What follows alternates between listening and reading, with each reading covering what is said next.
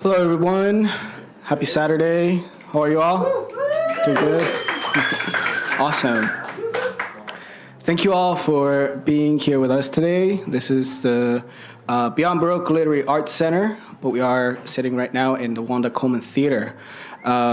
This is an amazing event celebrating Marcus Clayton's Pónk.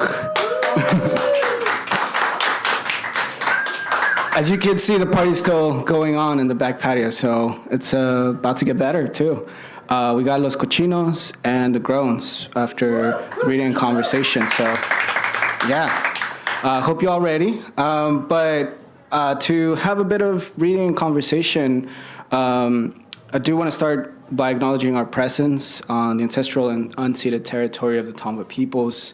We acknowledge the wrong done to indigenous communities, everything that has happened in the United States, as we know, is a settlement.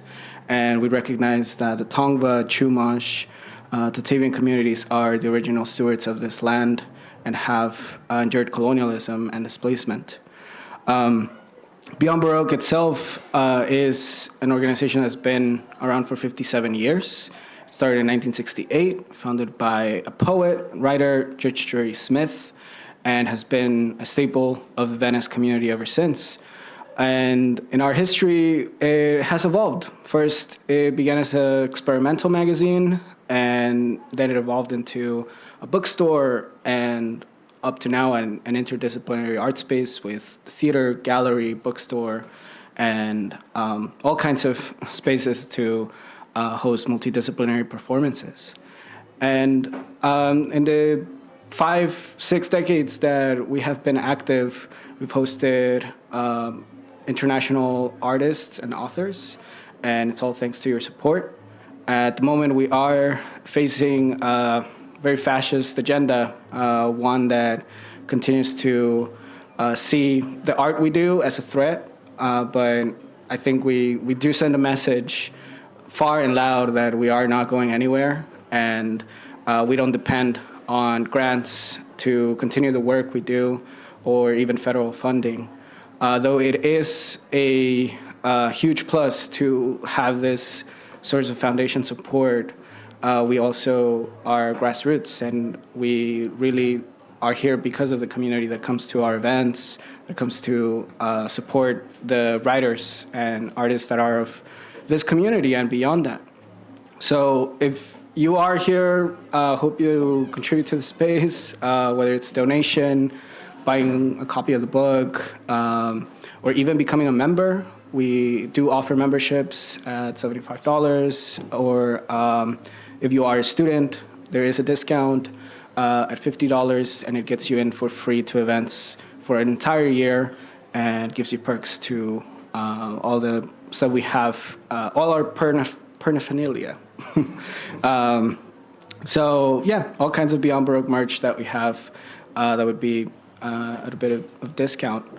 Coming up, we do have an event with author David St. John. He'll be reading with Anna Journey and Suzanne McCabe. We also have on Go Skate Day, which is June 21st, as of 2004, and this being Skater Central with Dogtown, we are going to host Jose Vadi, a writer from East LA, but also now all over California. He's in Sacramento, and he wrote a book called Chipped, which is writing through a skateboarder's lens. So Jose Vadi will be here. He will be with Peggy Olson and a few other skateboarders that have made their mark. And hopefully we'll have more zinesters as well, and more of that skateboard Dogtown culture here. So hopefully it's the beginning of a series to keep that community and spirit alive and not forget that this is Dogtown. So we'll have that June 21st. We'll have a tour bus with Beat Poet Laureates on June 14 with Mark Lipman, and Beat Poet Laureates from New Jersey, New Mexico, Texas. So that'll be a good show. And we're also going to start the season of our Skulls and Stairs reading series. It's just a series we have of poets reading in the lobby, taking over the staircase, and doing some wacky performances. So, yeah, we keep it punk rock in all kinds of ways here. So thank you all for being here.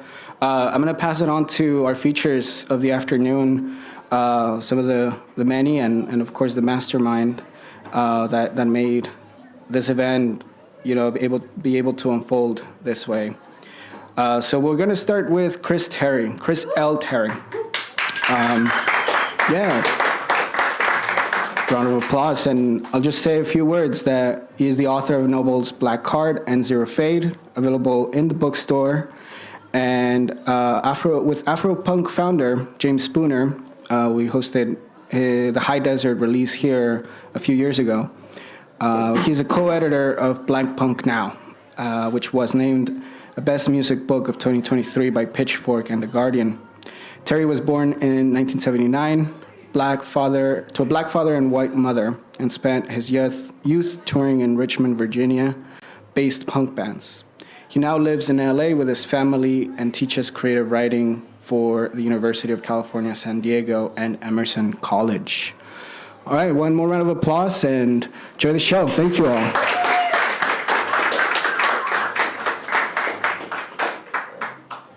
Hey, everybody. Thank you for coming today to celebrate Marcus's book. Marcus. Okay, Mark. Yes. Yeah. This is the release of Marcus Clayton's book, Pónk. It's a party. It's a release party, and a party is never just one thing. So it's not just a reading. There will be multiple readers. There's going to be a couple of bands after. Right now, there's a DJ outside. There's food. There's an entire zine fair. That'll still be going on for a bit after the reading in here is done. I hope that you make the most of your time here. This is an awesome place. I'm really happy to be here. The rough plan over the next hour-ish is that we're going to have a couple of readings.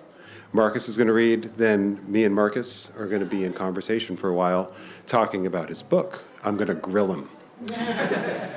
So with that in mind, I'll keep it quick and introduce our first reader. David Diaz is a writer and educator living in Los Angeles. His poetry has been published by Tia Chucha Press, San Pedro River Review, Carencia Press, and Tiny Splendor. And his freelance work can be found in LA Taco and the Los Angeles Review of Books. Please welcome David Diaz.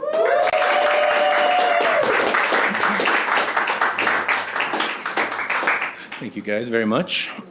Super happy to be here. Extremely proud of Marcus, but he knows that. And I'm going to read a couple of poems. Keep it short and sweet.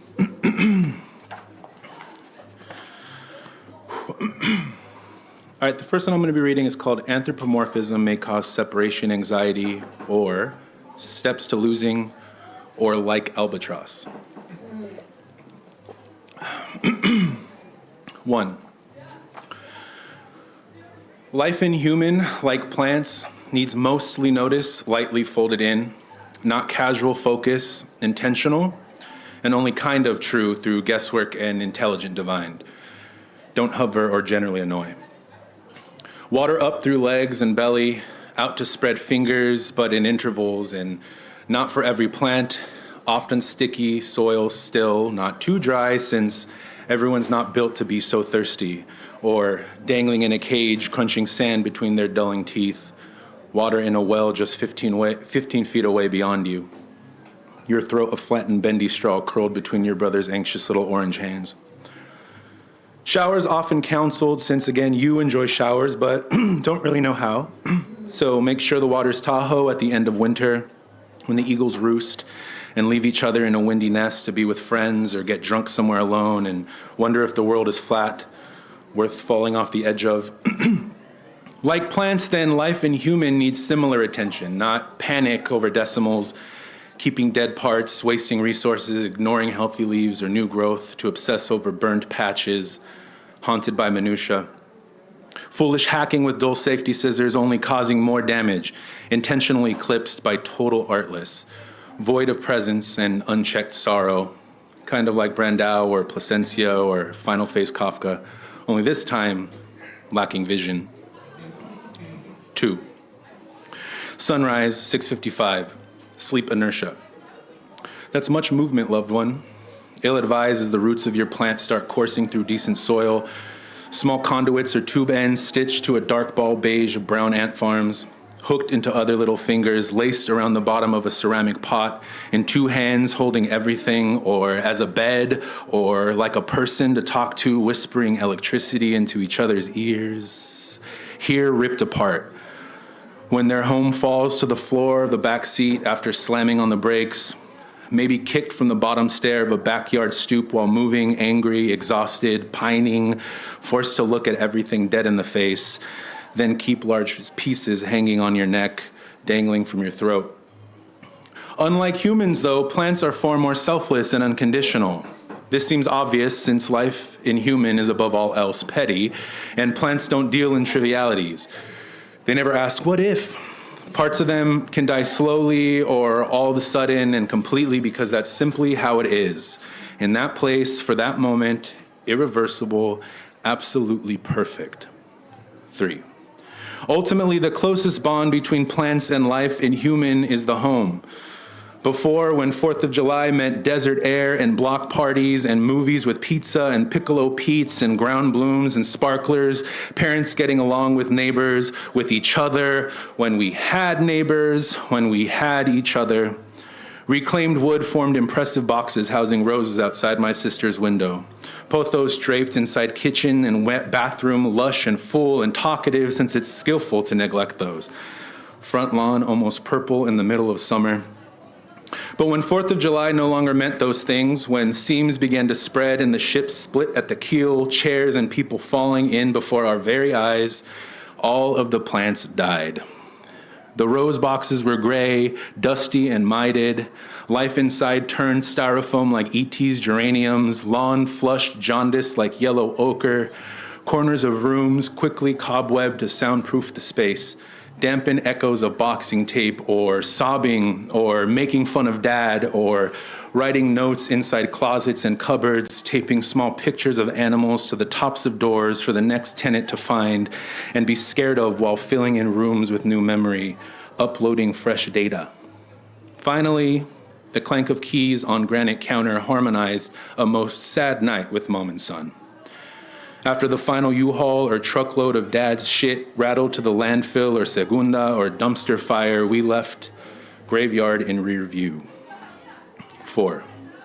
Plant life always reflects the status of the human heart.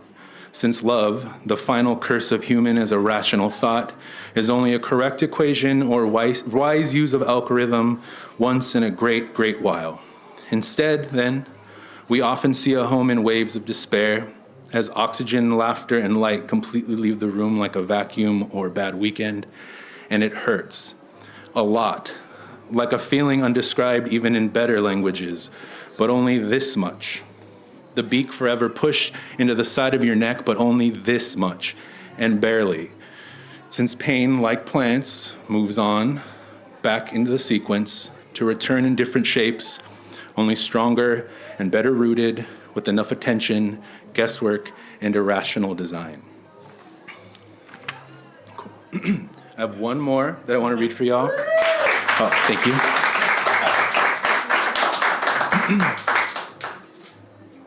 I have one more, and I think you'll see why. Part of like the bond that Marcus and I had, especially when we first started talking or whatever, I didn't know I was using my pocket. This is love of film. So this one, I'm obsessed with film as well, so I just put something together. So hopefully you guys get some of these references or whatever, but we'll see what happens. Maybe not. Persistent or seasonal, 35 millimeter with no audio track. I want to be hasty at work and crash in an airplane only to be survived for 4 years by my Jeep, then a volleyball and a bloody handprint face with a smile and inverted crosses for eyes. I want to stand in the rain on 4th Street wearing that leather jacket we never should have thrifted and look up to your neck and the mouth of your new boyfriend as you push against the window and I hum Elliott Smith in my head like a psychopath. I want to panic as I try to dump my ecstasies down a Japanese bar bathroom and swallow some before the cops shoot through the door and I bleed out slowly or quietly trip longer than Havergirl's Gothic into eternity uncoiled. I want to wash the dishes with cold tears scaling me while my stupid son tells me that his dad's in Mexico with his new wife when I couldn't even make him take us to San Onofre on once a half decade. I want to steal my mom's TV for drugs and only stop when she gets put in a home and my friend gets his arm cut off since he can't not slam in the same infected holes out of fear of being stuck in any given moment, God forbid. I want to be the red lipstick before you ask your dad for pizza and he takes you and your manager gets jealous and sloppy and shoots you like a total stranger because she doesn't know how to cheat at her job like a real American. I want to nearly graze Roberta Sparrow as she's aimless in the street before I read her book and time travel and fall in love to the most perfect Tears for Fears song, but choose to stay in bed and just get crushed by a Spirit Airlines engine after all. I want to float into a liminal pond to see my favorite memories projected in the wrong arena like a left turn, fade to gray, and disappear like smiles as time pushes me forward out of the boat, and I forget how to swim as people exit slowly. I want to be your wife's head in the box. I want to be the empty seats on the lifeboat. I want to be the harness that breaks before I float into space. I want to be the wrong choice that brings us together right before the tritagonist tears us apart with the chainsaw or some other wretched tool that flays my skin from fingers interlocked with yours.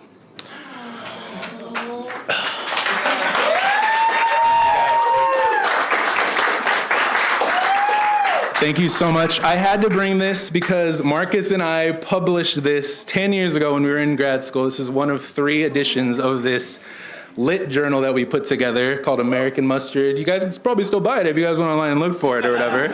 But let me go ahead and read this 5-line poem from it. Why not? It's called Good Morning Armada. A row of birds drifts past the morning blush, their arms bent into the wind, cutting just enough to separate ions to skid across a cardinal direction without even a batted wing.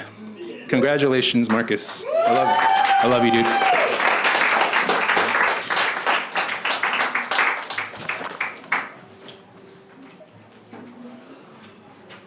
All right, once more for David Diaz.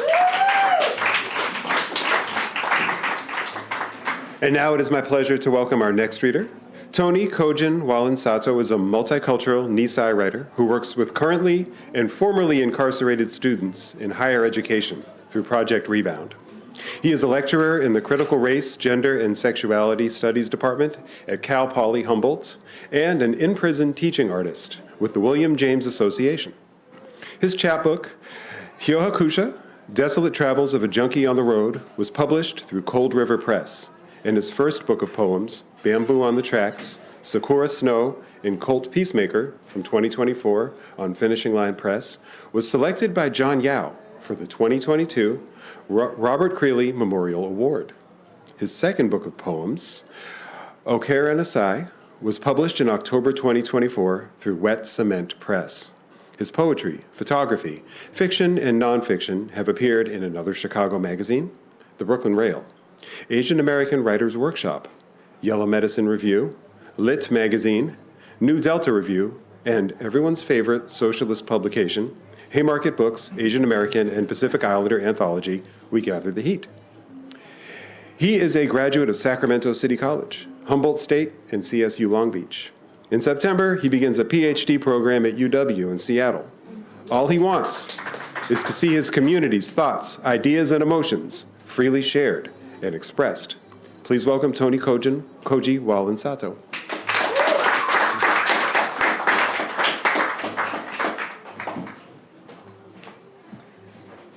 Thank you so much. I'm very humbled to be here. And that last line of, or the second last line of getting to a PhD program, that's how me and Marcus met. Our advisor, I came in a couple years after in the MFA program that him and David were in. And this kind of person Marcus is, I just I don't know if I cold emailed you or texted you. I was like, hey, I'm just trying to get some information on this PhD application. I don't know what the fuck I'm doing. And he was like, yeah, you want to meet for coffee?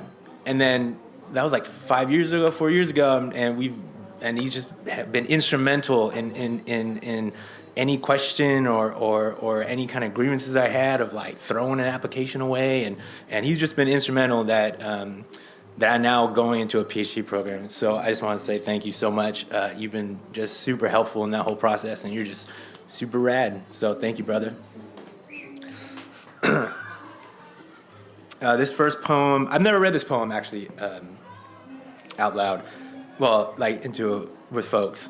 But I've been thinking a lot about this. It's a very LA poem during the pandemic.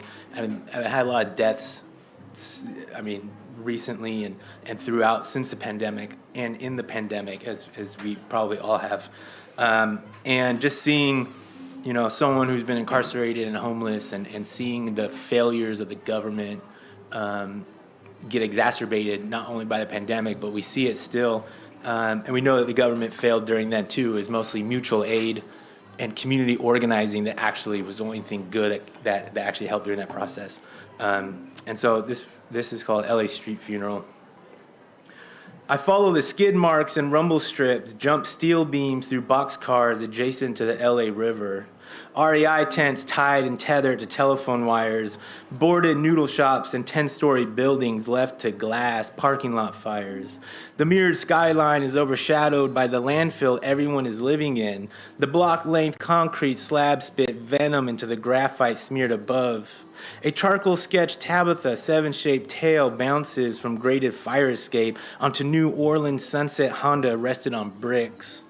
Graffiti tags that read "Yo soy muerto" covers dented industrial district signs. The sentiment is carried in third-degree burns through gutters filled with orange caps, surgical gloves, and Bunsen burners. Dented Goya bean cans ripped on both sides. An outlined shadow mangled beneath a closed warehouse garage door. A raven clutches a cigarette.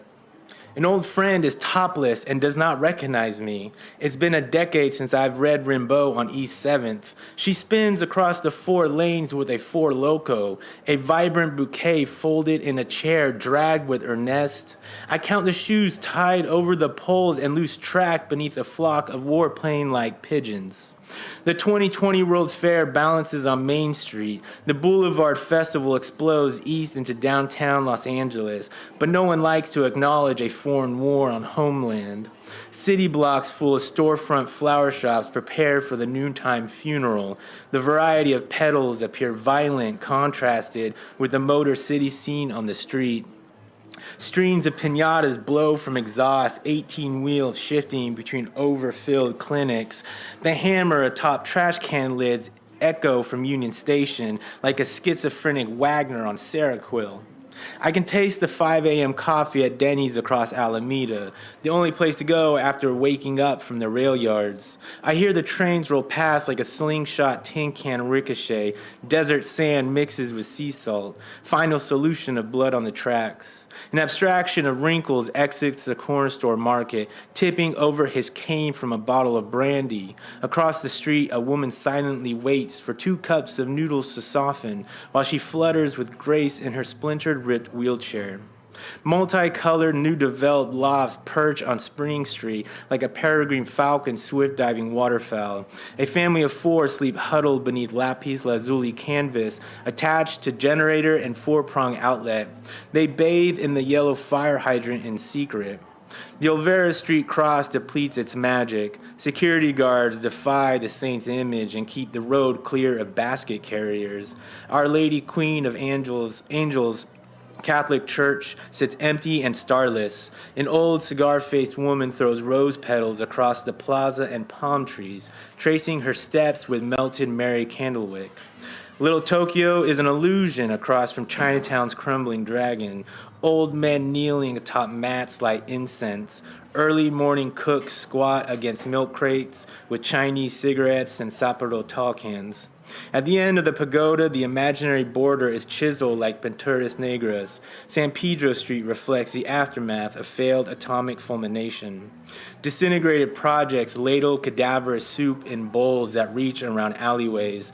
The sequel of landmines stretch, swallowed into the horizon. From 3rd to 6th, I forget I'm in LA, city of angels. Only ghosts reside amongst the macabre. In the midst of the Jean Genet play before me, there is a shopping block encased by a chain-link fence. High-end, highbrow, nearly empty retail outlets, designer wear, and not a single imitation. Third-wave coffee with organic beans and imported sparkling tea. Those inside do not see over the wall, only their reflection from the downtown skyline. The flower district's corolla withers into the alkaline. A posy of orange marigolds flitter in the late morning tempest. The funeral is ready to begin.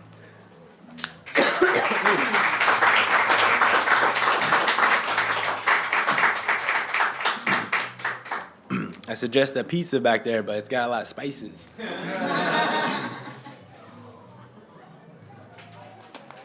I got one more poem, and it's fitting that I'm wearing my Abolish ICE shirt because this poem is about, again, during the pandemic era, in Atlanta, Georgia, at the Asian spa, where a gunman came in and killed 9 Asian American women. And the media and law enforcement all blamed the women. Surprise, surprise. So it's called Meditations on Anti-Asian Spa Shooting. A little pain in my heart just won't let me be. Wake up at restless nights. Lord, I can't even sleep. Otis Redding. My bachan is a mere reflection of the woman who was assaulted in San Francisco's Chinatown. Same delicate frame glazed atop wooden blocks. Her resiliency and tough skin would have had her react the same. Surviving 2 atomic bombs tenderizes malleable hearts. She soothes her pain by transmitting recipes and New Year ceremonies to me as if rubbing aloe vera across radiation. How many reincarnations must we go through just to be seen? We always have our defenses up. My uncle was given a DUI while riding his bicycle home from the bar. He ran a stop sign beneath a midnight moon. The Marina police officers tracked his every move that night as if patrolling the parameters of an internment prison camp. Don't they know pebbles already disintegrate into sand? He lost his license, his job, and himself to the bottle. Lost the ability to teach me how to play the minor scale. If my uncle wasn't Japanese, he may still be alive. My mother moved to the United States in 1972. She was 12 years old when she landed outskirts of Atlanta, Georgia. Back then, the casual chink or jat name-calling was normality. Shoelaces tied together, backpacks stolen and burned, rocks hurled as if firing the first battle shot. Crimson scab bowl cuts and bloody oriental blossom patterned kimonos, told to keep her head tilted, eyes gazed beneath the dirt. The mother tongue must be spoken where it isn't wanted. She can no longer guide me through Tonka and kanji. Blood moon, winter's drift, island memories, capsized assimilation, sky glow, evenings, shine dirt paths, light incense and sprinkle rice. Hello, how are you? Ohayu gozaimasu. The serpent's dual tongue slithers between 2 worlds. Who will carry our language? Blossoms withered, bone-weeping willows, lotus root, silk kimonos torn, splintered gatas at the door. The setting sun vanishes. Tammy is afraid to leave her house alone. Her caramelized Laotian complexion makes her the darkest resident in the pristine seaside town of Trinidad, a vacation renter's market atop the harbor. Her neighbors spy on her feathered steps through the market. Every time I travel to the city, I bring spices imported from her homeland, as if a stovetop cauldron could boil folk tales like magic. She knew one of the spa workers killed and isn't taking any chances. She is used to this fear. A couple days ago, they deported 33 people to Vietnam, a country none of them knows. You didn't hear about it because they aren't reporting on Asian exiles. They are slowly erasing our presence. Luckily, my friend Tan was not on that flight. He has until the end of the month to file an appeal while pacing in Aurora, Colorado ICE detention center. He's already served 28 years. Kunlina's heart is too large to be contained with 70 square feet. It bleeds beyond the prison gate, flowing into discourse communities who will never know what it's like to be referenced as other, or given a death sentence as a teenager. His cell is his monk's chamber, breathing in his parents' Khmer Rouge, exhaling compassion and loving kindness. We talk every week about Asian plight and precepts. Our letters are filled with entering the places that scare us. He is a living Buddha, adorned in state-issued blue cloth. We don't talk enough about grieving the spilled sencha of survivor's guilt. The broken bamboo dobin carried from the island of sunrises. The Kyushu stamped with Hiroshige's Tokaido road that fades like cherry in the wind. The presence of Yurei, Dayu, Guisin, Bongma, Ap, and Lasu surrounds us. All my childhood friends suffer from existence. Names carved in stone stuck in the bardo. Ancestors never given proper funeral rites. They endlessly chant the triple treasure without a host, carrying the dead weight of ghosts because there's no other home for final rest. Yu Hakusha, begging bowls, eternity, gone, gone, gone beyond. Thank you.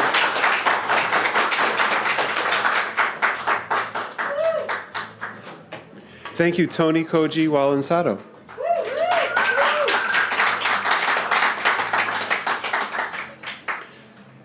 Have y'all read Marcus's book yet? Yes. Okay, a few of you. That was a trick. So everyone who didn't answer, they're for sale across the hall. You get a patch with your book. A patch? Yeah. You get a patch, a Pónk patch? That's good. Who had a battle jacket back in the day with Pónk patches on it? Who has one now? Okay, it's okay. It's okay to get old and sell out. But the question I was curious about is, who did you sew your own patches on? If you had a battle jacket, did you sew on the patches? That's what the fuck is up. All right, good. That was just a little heat check right there. Okay. Another reason, aside from some sly salespersonship, was the reason I was asking about if you had read Marcus's book is that he does some great stuff with text in the book. Redactions, strike-throughs. They kind of show multiple levels of thought and give the reader a lot of ways in and out. And I was thinking about that as I looked at his bio, which is out of date a little bit because Homeboy got a PhD like a week ago. So as I look at his bio, I'm going to be seeing some strike-throughs and redactions and carrots with words and all these other things in the spirit of Pónk, in the spirit of things being ever-changing and ever-evolving as well. Here we go. Dr. Marcus Clayton, PhD, is a multi-genre Afro-Latino writer from Southgate, California. He holds an MFA in poetry from California State University, Long Beach, and just recently completed a PhD in literature and creative writing at the University of Southern California. There, he focused creative work on genre-bending nonfiction and memoir, and scholarly work on the intersection between Latinx literature, Black literature, decolonization, and punk rock. His book of mixed genre prose titled Pónk was recently released by Nightboat Books. Through Glass Poetry Press, he has a poetry chapbook, Nurture the Open Wounds, and a few current publications include the anthology Black Punk Now, the Los Angeles Review of Books, Indiana Review, Apogee Journal, Passages North, and the Oxford Handbook of Punk Rock. When not steeped in the writing world, he can also be seen and heard playing guitar and shouting for Los Angeles punk band Tutors, or at home, tolerating his hyperactive pug, named Darby Crash. Welcome Marcus Clayton to the stage. Marcus, read from your book.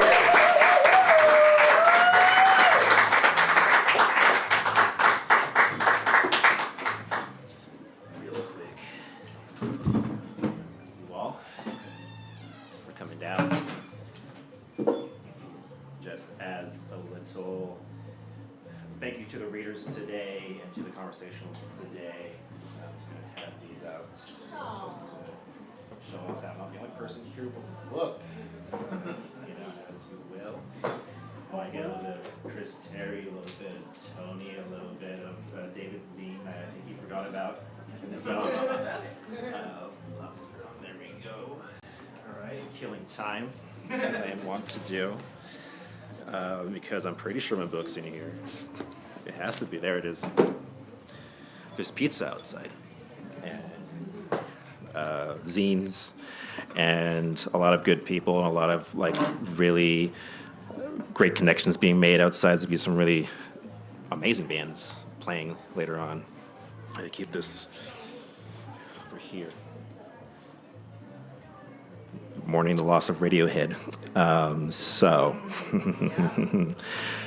What I always do with these readings is I will read parts of the book completely out of context, partly because I think it's funny, but also because I want to really showcase how meandering my mind can be, but also just thinking about, what maybe joys, what maybe positives, or just like the benefits, I should say, of just not adhering to genre. The back of the book says fiction. I'm not convinced that's a fiction book. I'm not convinced it's a memoir. I'm not convinced it's like anything. There's like some poetics in here, I guess. But I just want to read some words for you today. That's, the aim of this book. I bought a chime. This is not a serious thing. I bought a chime, and I had a chime app that I would use for previous readings, and sometimes it wouldn't work, and sometimes it would work. And when it would work, great, but when it didn't work, I had to do something else to make the noise. So now I have one of those.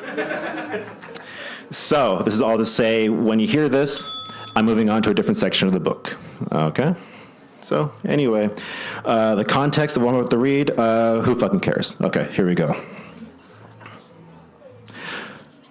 The punks sing, fuck you, pay us, people over property, people over property, people over property. We will watch the empire fall. We will watch the empire fall. We will watch the empire fall. We will watch the empire fall. They sing, they sing, they sing. Real punk motherfuckers knows the dance moves on the front lines. Pick us up, let us fly, floating tender in the sky. Promise we fly. If this is not your house, do not talk to the cops. Kill the noise, kill the lights, kill the libations if there are any. Freeze. The showrunner or the closest in proximity to the property's deed may speak to the cops if they choose. If the show shuts down, it shuts down. Do not talk to the cops. Do not consent to searches. Everyone in unison must demand to speak to a lawyer if things turn sour. Do not talk to cops. We're all witnesses.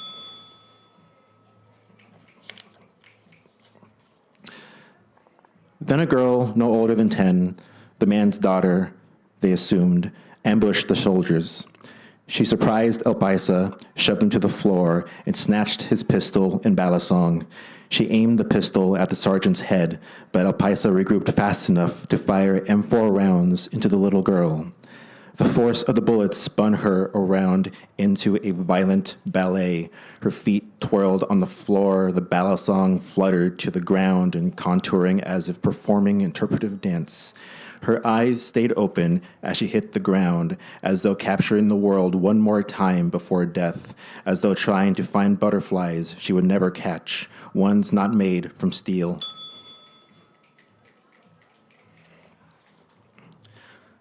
Listen to the original recording.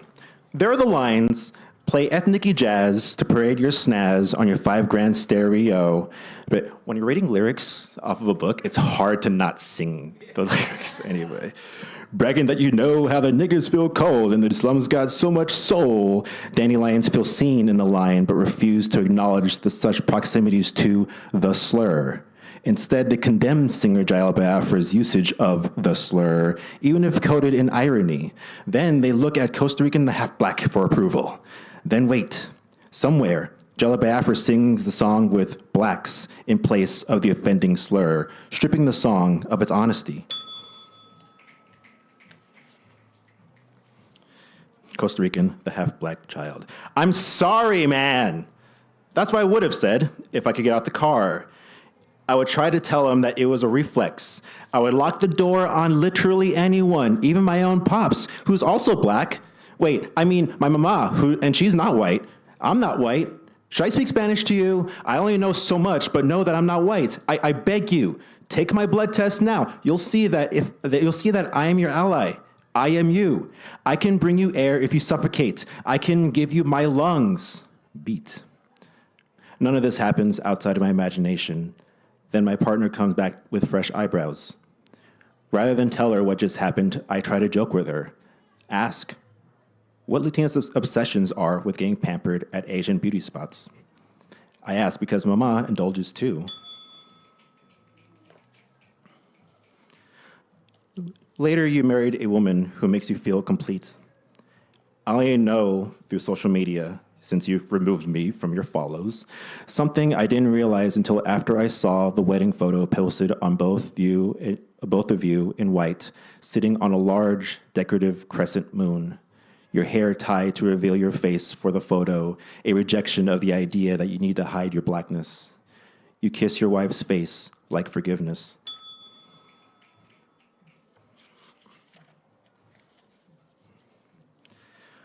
Tour has been magical, Blackie.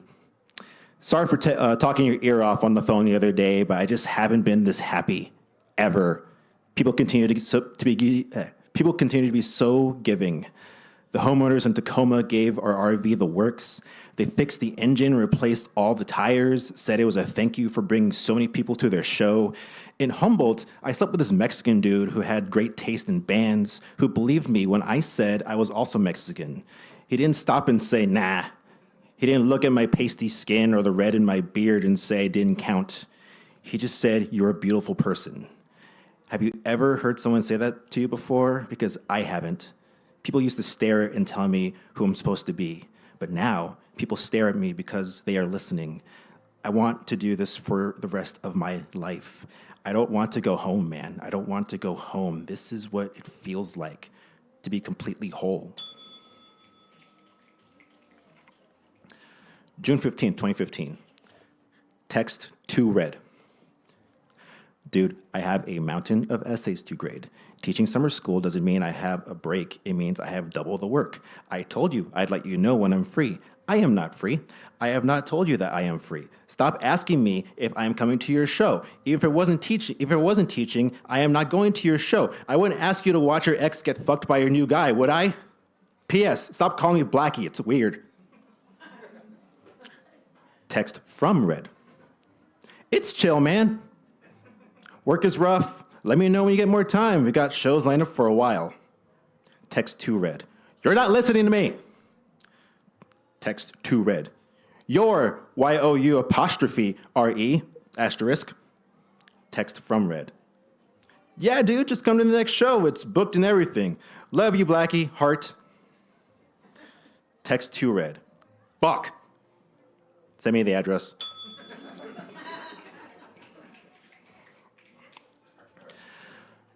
Then I heard my Palestinian colleague speak, calm and slow. Just fucking expel them.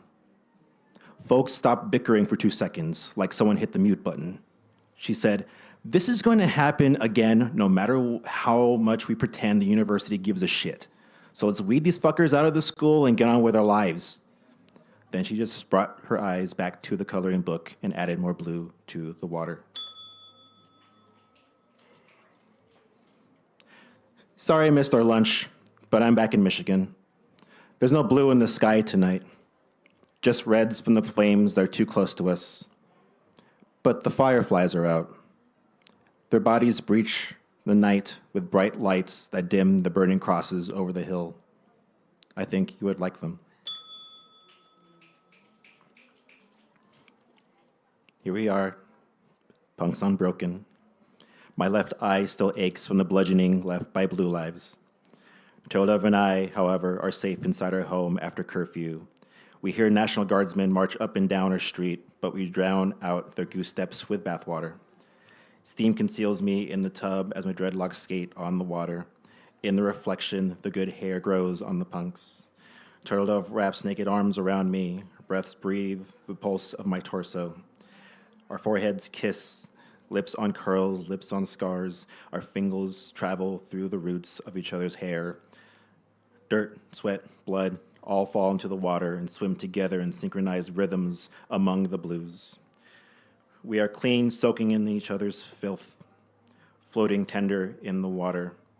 We become feedback after a song's end, fading away, then echoing on the tile, soaring into beautiful noise, cacophonous, ours, we fly.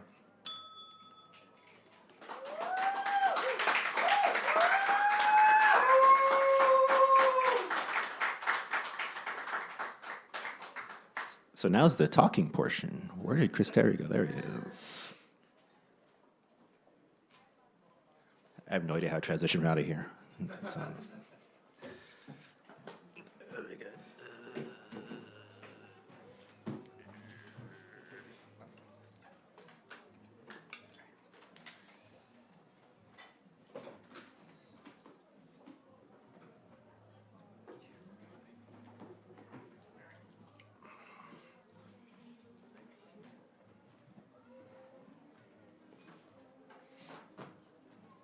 Thank you.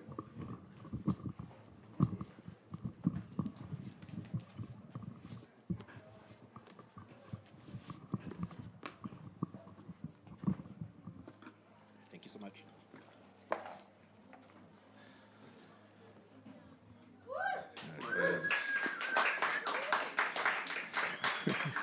We haven't said anything yet. Man, the ever chipper Red. Yeah. That's one of my favorite characters in the book. Just relentlessly upbeat, getting stuff done, maybe flourishing while also dying inside a little bit. Yeah. That's something I noticed about this book, about Pónk. There's sort of these different narratives of watching people maybe go for it, maybe take risks in a certain way, and looking at them a little bit skeptically. Tell me about this POV. I know I'm full of regret, which is a bad thing. No, don't be that way. Regret's bad. But a lot of the book was well. If I can go back to, I don't know the genre of the book.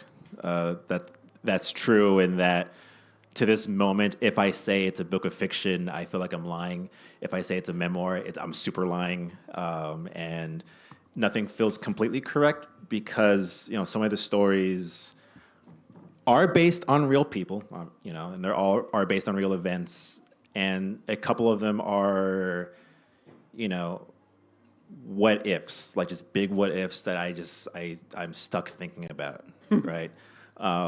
So Red is a character who's very much a real character who very much I am still friends with, and is a cool person. A lot of that particular story, if you haven't read it yet, you should. A lot of the particular story, is largely nonfiction, and especially that idea of, here is someone pursuing an impossible dream of the arts, right? Like, a lot of you, I assume, are other writers or writers adjacent or in some sort of educational field or some sort of like art thing, and have to have like another job to supplement that, right? Or have to do something else to supplement, your passions. And I had this friend who his band blew up after I left it, and I was way more chill about it in real life than in the book, but I still had those feelings of like, man, fuck you, like that should be me. But you don't want to admit that you feel that way about someone else's success, especially when it's success that like they deserve. Yeah. So I don't know. Writing prose, generally speaking, is just a great way I've found, and like I think people will agree with this. I think you'll agree with this. To let the worst possible things happen to people. Because like there's a Patton Oswalt joke that I love, where he's doing stand up and he's like, yeah, I fell in love recently and it's ruined my comedy. And I was telling this joke one time and I was like, you guys know when you're in love with someone, you're holding hands, you're at the mall and you kiss. Hello, is this mic not on? And like so, writing about the way.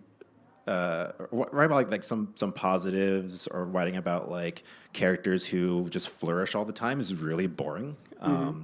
And so, but I was like, I need to tell this story of when I joined this band and then they blew up after I left it. But it's full of like, yeah, man, you got this, and that's not how I was feeling, right?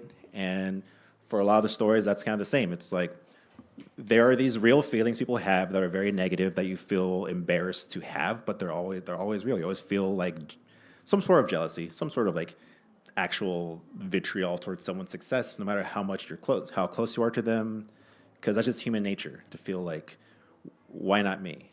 And that's why not me, because you're like, what am I doing incorrect?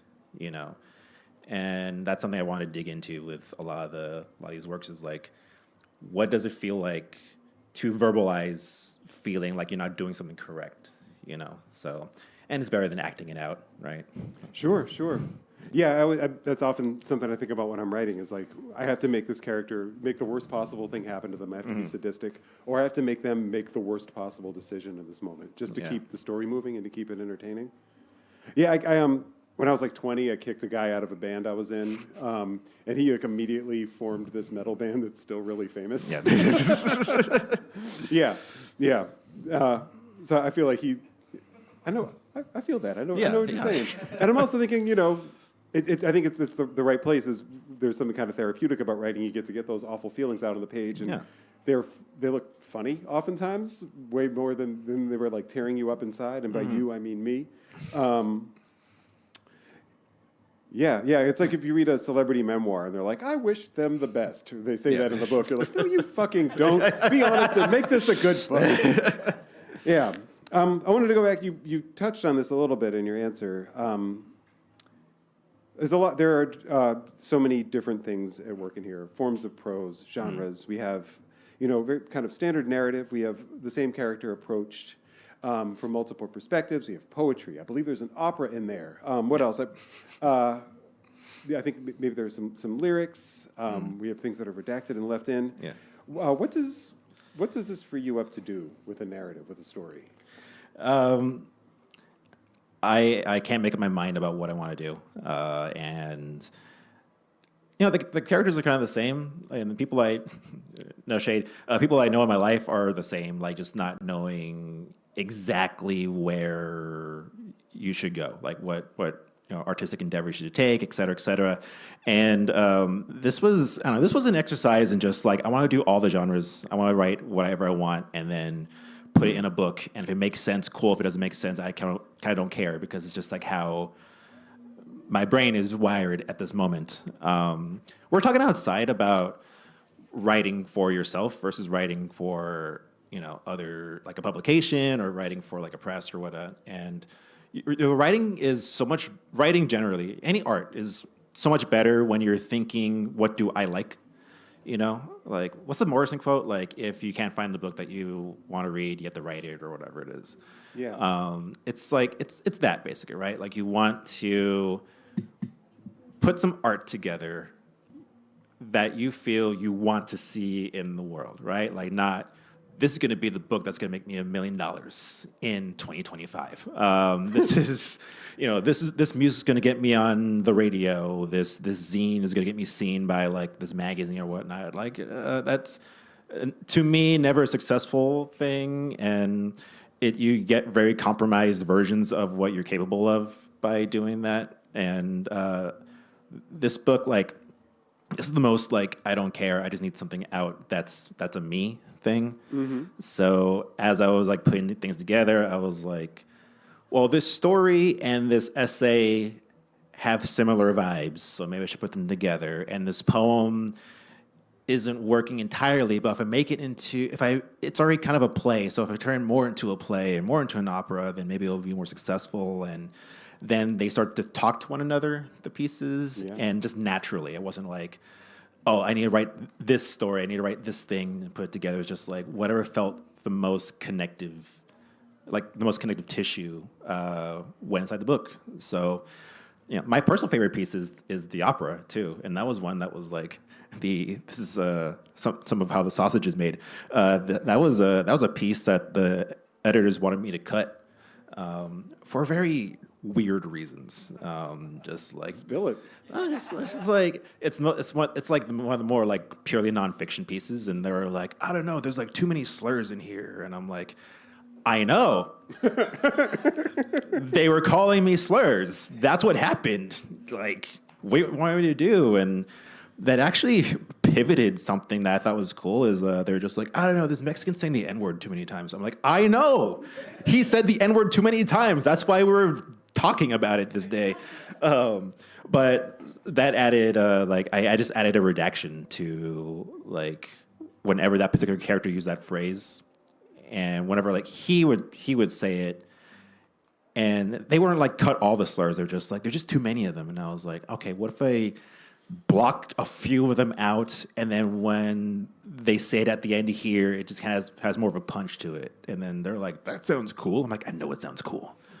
I wrote the fucking thing. But it's like a kind of push and pull of like, I felt defensive, but it was also pushing me to try something a little bit different from what I was doing so that I can be happy. I didn't care if they were happy, but I was like, if I can be happy in making these edits, I'm going to do that. And it ends up making the book weirder, and it ends up making the book more like aesthetically captivating, I think. I agree. Yeah. That's creative problem solving right there. Yeah. I like that it took the word out of the guy's mouth, out of the racist's mouth. It took some power away from him, while also still kind of lambasting the guy. Yeah. He doesn't look good, and he doesn't get to do his thing either. So I thought that was a cool choice, a good choice. I saw you describe this as not necessarily a narrative of a character, but of an ethos. Can you tell me more about that? Yeah. I'm going to try my best because a lot of the ethos talk was in my dissertation, and I'm like extremely over the dissertation. But I'm fascinated by the ethos of punk rock because it has nothing to do with whiteness when you like really think about it. Like mainstream thoughts of punk rock is like Sex Pistols, Ramones, white dudes being angry and da da da da da. When in actuality, like the way I grew up with my community and the way that like others I know who have like experienced punk rock in like SoCal scenes and whatnot, it's very queer and very of color. And in that, thinking one person, in that, it's also about community and survival, right? And like punk rock itself, like even like the noise factor is, again, like getting away from what the mainstream sounds are, what mainstream sounds like consider good and whatnot, but just like letting out emotion in its most like raw and visceral sense so that you feel something. And so, like, that could mean anything to me, I think we had a conversation one time. I was telling you that Childish Gambino called his song Redbone a punk song because follow me. Not because of it sounds like a punk song, but like the idea that a gospel sounding song that has like very sexual overtones exists next to these very macho, very like patriarchal like rap songs on the radio. That's what punk's supposed to do. It's supposed to like disrupt what people expect a body to do, Okay. And he does some weird stuff that's not very punk. But I like his music and I like his comedy. But he'll also like point to like the like shows like Community being a punk show because it's so like out of left field as a show, and it should be canceled because it's so weird. But it's about humanity, and it's about like preserving that weirdness and preserving like the like, for lack of a better term, like queerness of of a piece of art or a piece of writing, etc. So the ethos to me is like there's no genre here, but it's about people that I want to keep existing, right? Yeah. And so the best way to do that is just like to find where they fit in the text, whether it's a short story, a short essay, or an opera, or what have you. It's by any means necessary. This needs to exist, and that's like the punk ethos to me, right? It needs to exist. That's what zines are for, right? Like you don't have a publishing contract. You don't have anything except like a stapler and some paper, but you need some art to exist. You need some writing to exist. So you do it yourself, right? And that to me is much more important than like leather jackets and like spiky hair and Johnny Rotten and all that, right? Yeah, So, yeah. And I see that, and the book stands on its own. It stands alongside other books, but it does it on its own terms. Mm-hmm. Yeah, yeah. I like that song Redbone. I wouldn't say it's doing anything on its own terms. It's a rip off of a Bootsy Collins song. But Yeah. No, there are songs on that album that like if you listen to if you listen to Maggot Brain and Waking My Love, like there are songs he's just straight up just note for note taking. Yeah. But it's like, you know what? Whatever. Like it is what it is. Trump's in office. The world's going to end anyway. I remember when I smoked my first joint. Sure thing. Yeah. I was thinking about that. You know, the book opens up talking about Marvin Gaye being punk. When James and I were co-editing Black Punk Now, we had a lot of conversations about not wanting to label stuff that wasn't punk because we wanted to let it stand on its own and be its own thing. You know, Marvin Gaye might be like, "What do you mean punk? Like, what is that?" And we also didn't want to maybe water down stuff that self-identifies as punk. How important do you think it is to like define punk? To even like gatekeep the idea? Tell me more about that. I'm laughing because it's more dissertation stuff. More what? Oh, more dissertation stuff. That's the problem about writing a book is that you're fucking tired of it by the time it comes out. Yeah, no, I've been putting a pin on this. I've been listening to a lot of UK garage rap and 90s electro pop because it's not punk rock. Because I've been writing about that for so often. I can't even listen to hip hop right now because like there's an argument to be made that because it's so like countercultural, like it is an element of like punk in hip hop. So I'm like, I gotta listen to like just white guys rapping in British accents because I can't do this. You just need a fastball down the middle. Exactly. Interesting. But to answer the original question, it shouldn't matter. It should not matter. But like I said, like the homogenization of like white punk is what makes it matter because the gatekeeping starts at, you know, like mid 70s, like Ramones, Sex Pistols type fans who are, you know, white people who are like well off anyway, but they feel a little bit alienated. So they want to have something for themselves. Right. And then naturally they like punk happens. And then they find this and they don't want to lose grip of it. And, you know, I'm not sure if you know this, white people are have a little bit of an issue with like when they find something, no matter who has it, they just want it. So it shouldn't matter what is punk so long as it is like something that saves community or that like saves like someone from, you know, erasure. But then gatekeeping is a form of erasure, right? It's like unless you're this, then you can't exist or you can't be part of this group.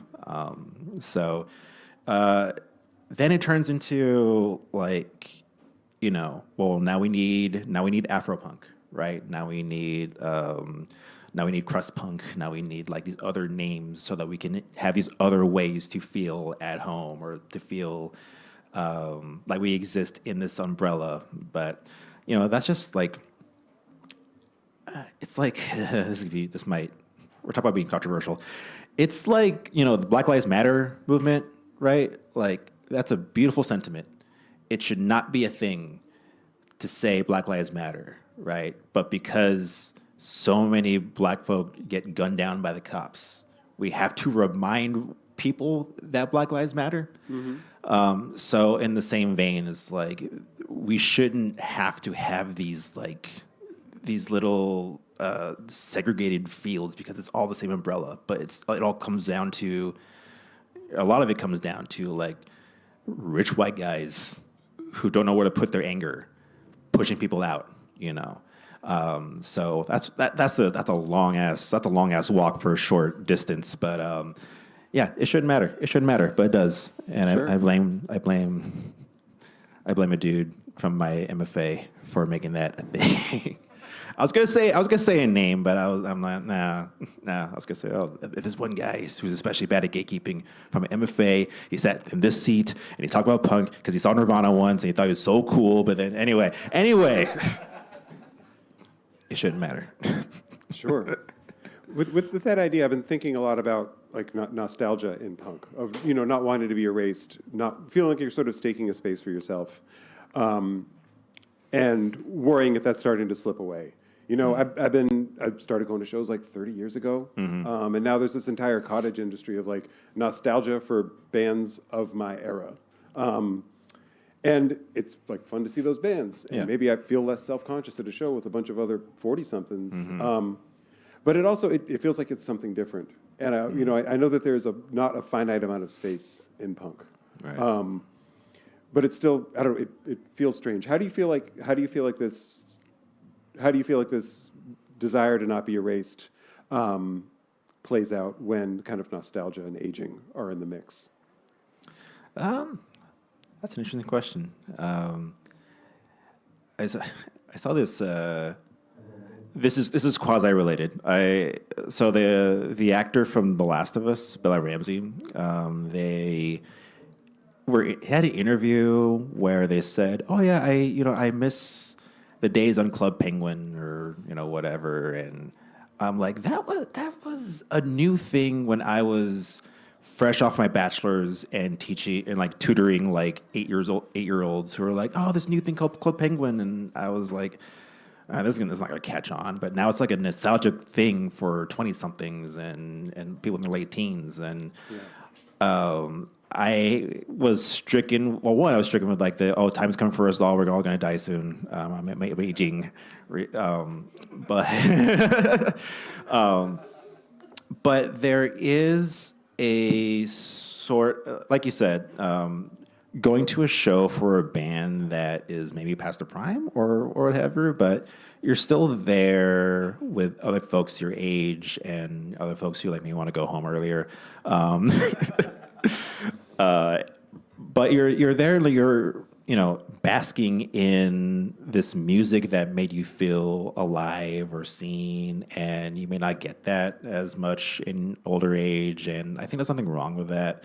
I think it becomes an issue when it's like your whole personality, right? Like people say like, "Oh, the only good punk band is like The Clash," and it's like, that was 50 years ago. Like, let it go. Literally. Other bands have happened 2 years after that happened. So Yeah. So like when it becomes like aggressive and gatekeeping like that, then it's like weird. But I think it's just a good way to feel like, to remember that you have a connection to something. To remember that there are people out there even now that are aging with you who have like made it to now. Yeah. And then it makes it easier to go clock in and be a cop the next day. Exactly. Taking it back to your book. Thank you for indulging me on that. Yeah. Taking it back to your book, there's kind of a through line of just extremely ambivalent shows being played. Like something goes wrong. There's maybe some release. There's maybe some joy, but there's also some stress. What makes for a good gig? Playing one. Yeah. Trying to think how many gigs are like Chris left. Damn. All right. My bandmates or half my bandmates were here. This is a really bad thing. I could tell you what a bad show is, or like what bad shows are, but it's like a good show is a show where bands play and a crowd has a good time. And that can mean anything, but for the most part, it's like the music and the audience are in sync. Like people aren't off jumping on trampolines or whatever, or they're not in the front row on their phones or anything like that. Just like people there for the music, and they are there for the bands playing and like, or the artists playing, and just like they're in that moment together. It could be a show where it's just the band and then the other bands and then like the one roommate taking the photos for the band. But if they're all paying attention to what's going on, that's a good show. That is something I think is,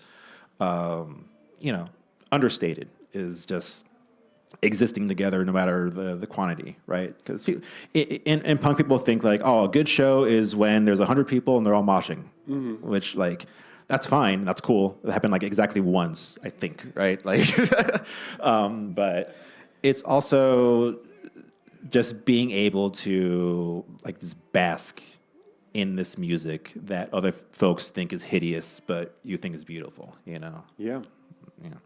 And I like what you're saying about everyone kind of being mutually engaged. Everyone's kind of present together. I think that's something to look for. Yeah. At a show also. That's where a lot of the satisfaction comes from. Right. I've been thinking about kind of satisfaction and pleasure often just being moments. It's not really a sustained thing. And sometimes it's even just a moment within a set, within a show. Yeah. Yeah. Yeah. Yes. Yes. Tell me more. So it says fiction on the back of this? Yes. Yeah. That just happened. Okay. Yeah. Okay. Yeah. Tell me more about fictionalizing. Like, what boundaries do you have around pulling from your life? You are Afro-Latino punk rock academic who plays in bands, and you wrote a fictional book about a punk rock academic, Afro-Latino, and plays in bands. Tell me about making it fiction. The lawyers will tell you that's not the same person. You know, it's funny. Like I have friends who like I know don't read who have texted me and said like, "Yo, in chapter 9, like I was there for that," and I would text back like, "No, you weren't. It's fiction." You know, and then Yeah, you just got to carry the book and be like, yeah, it's like, yo, hey, this holds up in court. Like, is it? Ooh, oh yeah. This is what I listened to while I was dissertating. But no, it's literally just like I've made this joke before, but you know, it's autofiction, and autofiction by definition is nonfiction, but you change a name and then now it's fiction, right? Yeah. Like, Yeah. legally speaking, you know, that is still fiction. It's something that didn't happen, but it's a story that's like constructed in, you know, via the imagination of the author, right? Yeah. Now, there are a lot of parts.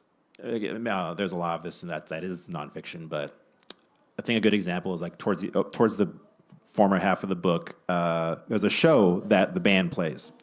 Hell yeah! There's a show that the band plays. It's at a bar. No one shows up because another show is happening somewhere else. The guitarist is super pissed off because no one's there, and he breaks his guitar. Right, he destroys his guitar because he's so just over it. And it causes so much damage that a random person at a bar gets like the shrapnel in her face, and like, but people start applauding, and he's like, "What the fuck," you know? So that was based off of a real show that we played, where it was a shitty show. No one showed up, and I was in a pissy mood. But it ended with like we stopped playing, and then we were like, "Well, next time," and then we hug, and then that's it.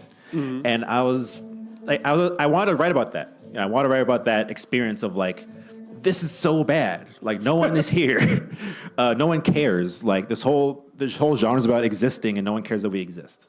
yeah. And I want to break something, but also I'm a college professor, so I don't want to like look bad or whatever the fuck it is, right?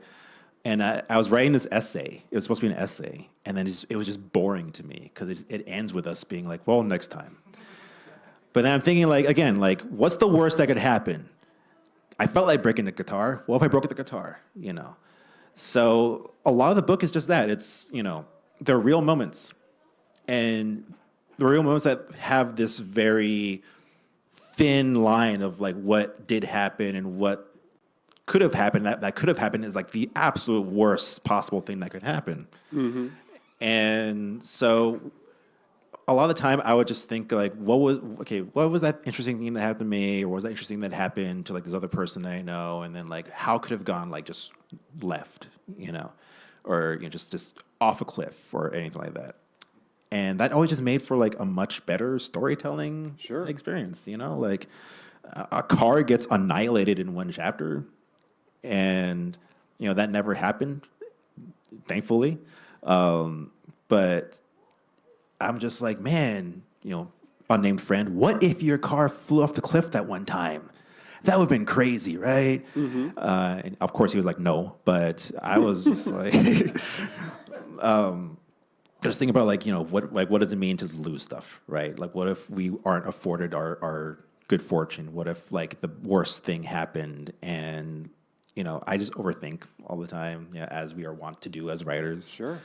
And so I'm just fascinated by like, what is the worst that can happen? Like, why not put that to paper? Like, maybe it won't happen maybe we'll jinx it and it won't happen. But it is like, if you put your deepest fears, if you make them tangible, you know, they're not as scary, and you can kind of learn from them, you know. Yeah. So It takes the teeth out of them. yeah. I agree.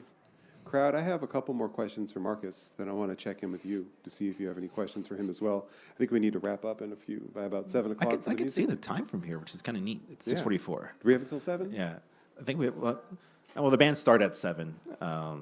But yeah, you should see them. They're really cool. Yeah, they're really good bands. I've listened to them. You know. So we're both multiracial, mixed race, biracial, however you want to put it. Yeah. And sometimes I wonder, I'm someone who likes having 4 burners going on the stove, Yeah. doing a bunch of stuff at a time, not liking to be pinned down to a genre, and I'm sensing that in your book too. Do you think that there's any connection between, or what connection might you see between multiracial identity and this sort of jack of all trades type of ethos in art, in life? Is it capitalism? Is it being mixed race? What's going on? Help. That's interesting. Yeah, because I'm also very fascinated by like doing too many things at once and being, you know, not decisive about art and stuff like that. I don't know. I guess different modes of storytelling. You learn. I don't know. I am like Latino and Black, so there's like different like ancestral modes of storytelling there as it is that are very fascinating to me.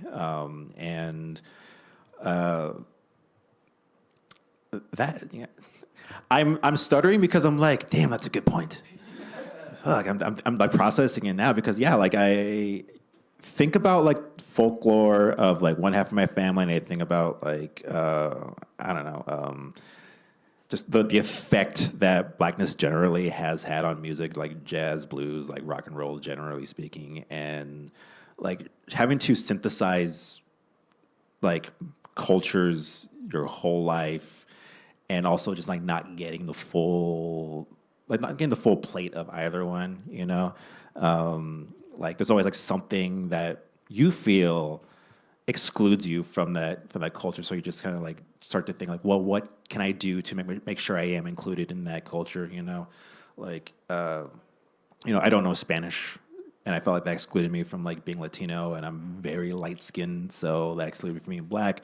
But there are other like cultural touchstones that you probably could lean on and feel as though there's a connection to be made through like your history of music, or like your history with like ancestral storytelling, or just like maybe the foods you like. I don't know. And also just it comes from like place. Like, you know, I grew up in I grew up in Southgate, for those of you who like know this area. Southgate's Mexican, like not Latino. It's Mexican. So that excluded the Central American in me even more, as you know, along with like other aspects of my culture. So, and we're talking about this like last night, as a matter of fact, about like when I left my hometown, I started to feel more comfortable in like understanding different parts of myself, and I think that kind of built more into like me mushing parts that I learned together into writing or other artistic things. Your microphone falling down.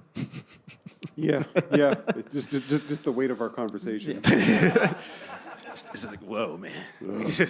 Yeah, I don't know. It's just like you learn a lot, and I'm also very introverted, so you know I'm just like fly on the wall, just learning what other people do and what their eccentricities, and just like, what is that person doing?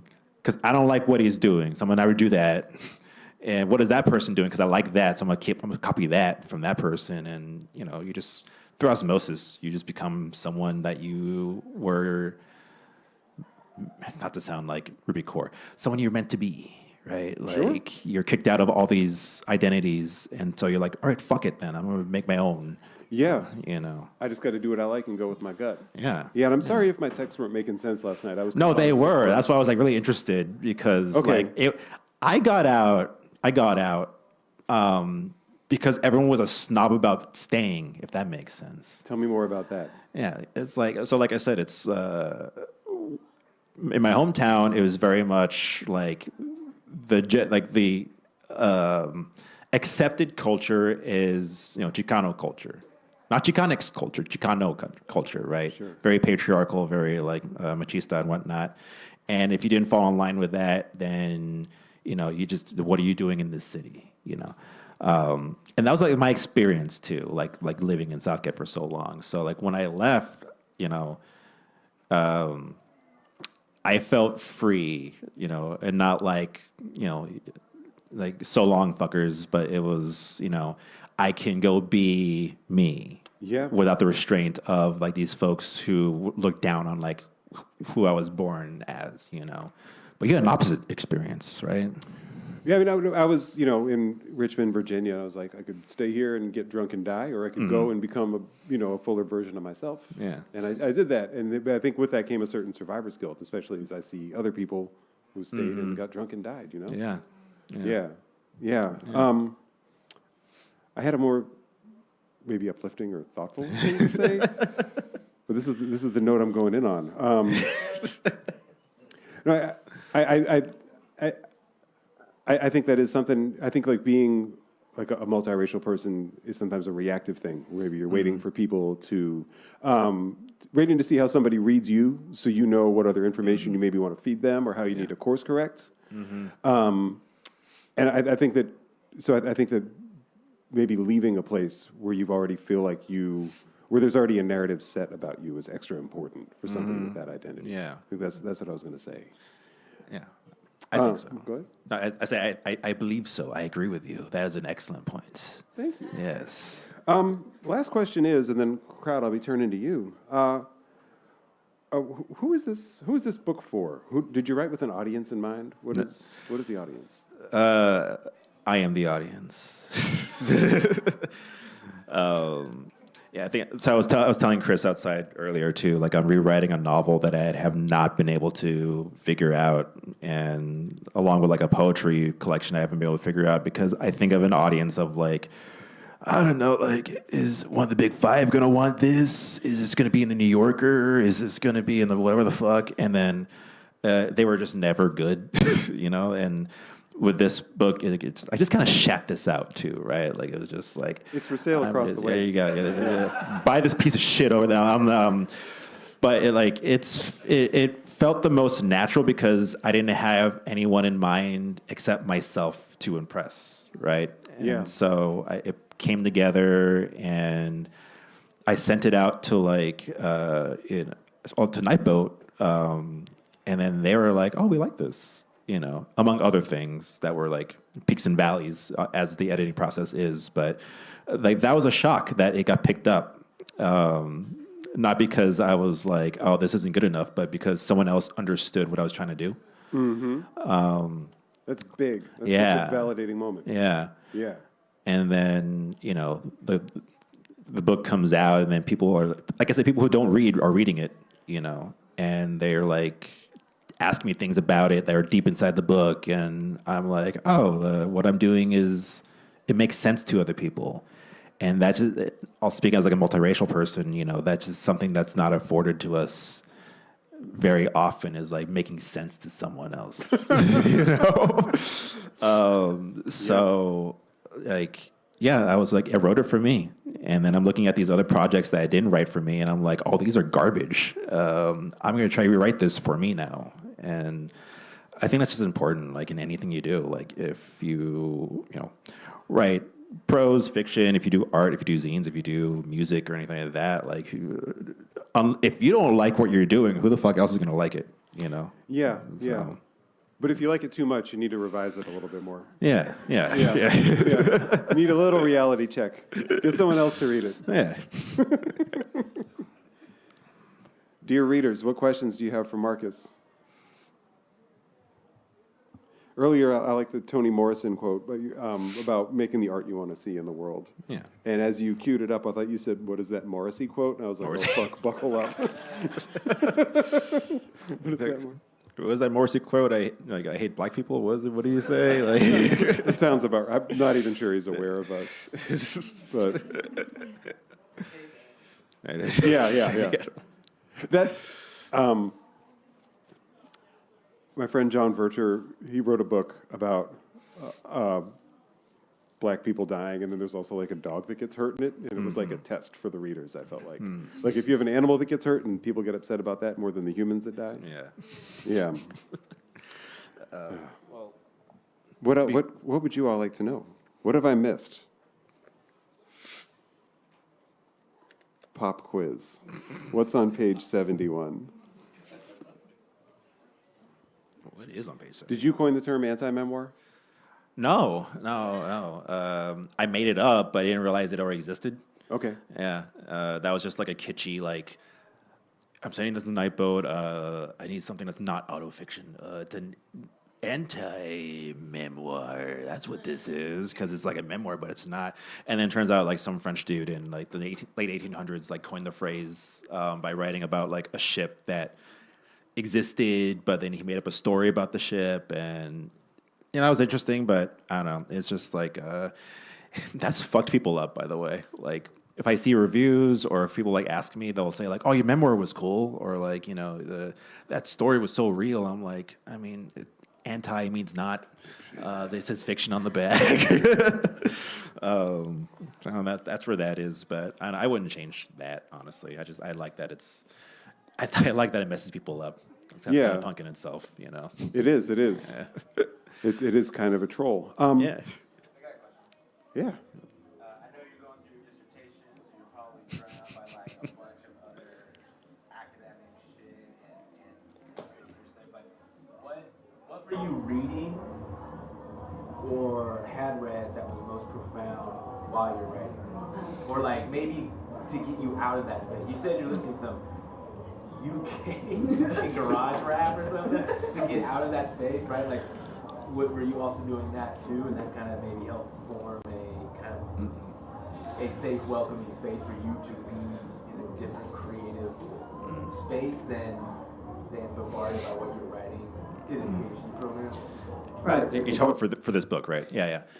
I actually did the opposite, where I leaned into like, let me listen specifically to what I was listening to when I was in 10th grade, which is what this story is about. What I was listening to when I went abroad during this chapter or whatever. So I would try to think back to like what was I actively listening to, and it's like you would think back to like a lot of like really cool music, and then you're like, oh yeah, I was listening to a lot of like Korn and Edema during this time. Let me listen to this is, but it's that helped me because it channels like the certain nostalgic feelings, and also just like no matter how bad something ages, you're still kind of thrusted back into that body that you're writing through, and yeah, and when I was mentioning earlier that I was listening to like UK bullshit, that was more so like the prose was already done, and I was just like editing stuff. But even like for the dissertation too, like if I was writing about at some point like this, there's a band called Bam Bam. Lead singer Tina Bell is a black woman who basically invented grunge music. No one tells you that. People will tell you it was like the Melvins or Kurt Cobain, and even Kurt Cobain would say, "No, I didn't." So I was listening to like a lot of Bam Bam's music or like adjacent stuff there, just to get a sense of like, what is this music doing that is so profound, but still got lost and still got erased, and it's helpful in the sense of, like I said, you get into that mindset, but you're also like, why is this fun? Like, why is this music fun? And I think that's ultimately what you want to do, is just get back to like, this makes you feel good. Why does it make me feel good? So, not sure if that answered your question at all, but listen to Bam Bam.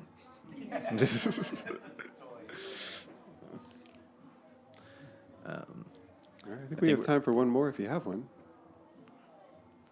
If no, We're getting at the. I'll take it for the team. To end on an uplifting note, and Marcus is going to hate that I'm even bringing up any kind of joy, but what about what's in the book as you were writing it brought you like to smile, or like brought you like, oh, I'm really glad I was able to retrieve that part of myself, or that particular memory? Not to counter your positivity, but writing the worst part, not the worst parts, but like the more hurtful parts of the book, if that makes any sense, like brought some agency back to some of the memoiristic bits.